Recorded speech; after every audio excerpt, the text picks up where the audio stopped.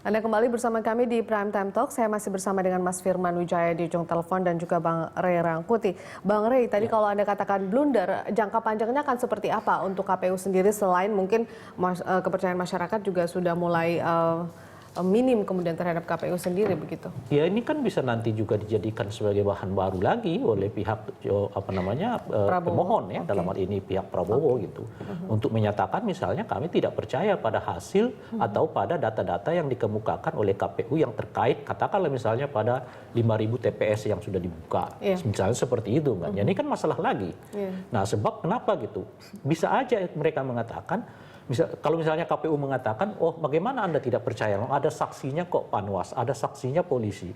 Nah itu jawaban juga yang kurang tepat, sebab polisi tidak punya kewenangan untuk menyatakan bahwa apa yang dilakukan oleh KPU itu benar apa tidak. Atau apa yang dilakukan KPU itu tidak melakukan pelanggaran apa tidak. Bukan, polisi itu kewenangannya menjaga.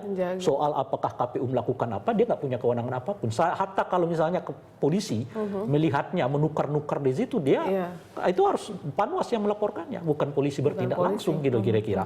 Nah yang kedua, Panwas misalnya, kan meskipun jadi oleh Panwas, tapi kan tiba-tiba Bawaslu-nya mengatakan oh tindakan KPU itu tidak benar gitu. Terus bagaimana? Nah ini akan jadi bahan lagi di Mahkamah Konstitusi, apakah akan diterima nanti oleh para pemohon ya terkait dengan kotak suara yang sudah terlanjur dibuka gitu. Oke, saya ke Mas Firman. Mas Firman, dengan langkah yang dilakukan KPU ini apakah kemudian bisa memunculkan dalil baru bagi tim Prabowo sendiri sebagai tim yang menggugat KPU begitu? Ya, ini kalau ibarat mata pisau ya, saya agak sedikit. Kenapa komposisi KPU yang sekarang ini tidak berangkat dari orang-orang yang punya rekod yang begitu paham tentang penyelenggaraan pemilu seperti Mas Ray Rangkuti ini. Menurut saya kadang-kadang tokoh sekaliber beliau ini yang justru bisa duduk di tempat terhormat semacam itu sehingga bisa melakukan penyelenggaraan pemilu itu secara terukur dan memiliki sistem yang jelas. Ini kan kalau kita perhatikan apa yang saya sebut dengan abuse of prosedur itu bisa muncul ya pada tindakan-tindakan yang dianggap oleh KPU itu mungkin tanpa disadari bahwa itu memiliki efek ya hukum yang demikian luas. Kalau boleh saya katakan juga termasuk penetapan atau peraturan yang dikeluarkan edaran KPU ini itu semacam blanko format, sebuah regulasi yang sulit sekali diukur objektivitasnya. Itu hanya berangkat dari subjektivitas penyelenggaranya saja, dan ini kan akan merusak sistem penyelenggaraan pemilu itu sendiri ketika surat edaran semacam itu dan pelaksanaannya justru menimbulkan abuse tadi, menimbulkan delegitimasi terhadap penyelenggaraan atau hasil pemilunya itu sendiri. Baik, lantas kemudian dari tim kuasa hukum atau juga tim Prabowo Hatta sendiri akan melakukan langkah seperti apa selanjutnya begitu?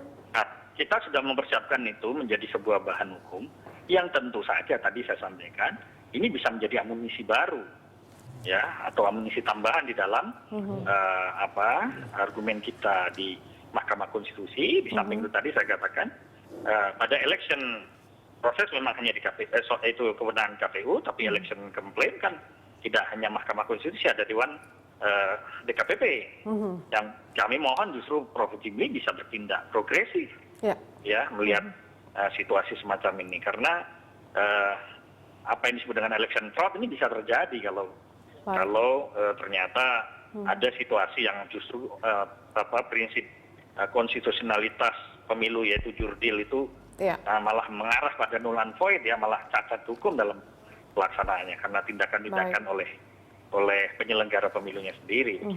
Baik Mas Firman, terima kasih sudah bergabung bersama kami di Prime Time. Sama-sama. Ya, dan kami masih siap. Baik, dan kami masih bersama dengan Bang Ray Rangkuti. Kita akan lanjutkan perbincangan di segmen berikutnya menanggapi apa yang disampaikan oleh Mas Firman Wijaya. Pemirsa tetaplah bersama kami di Prime Time Talk.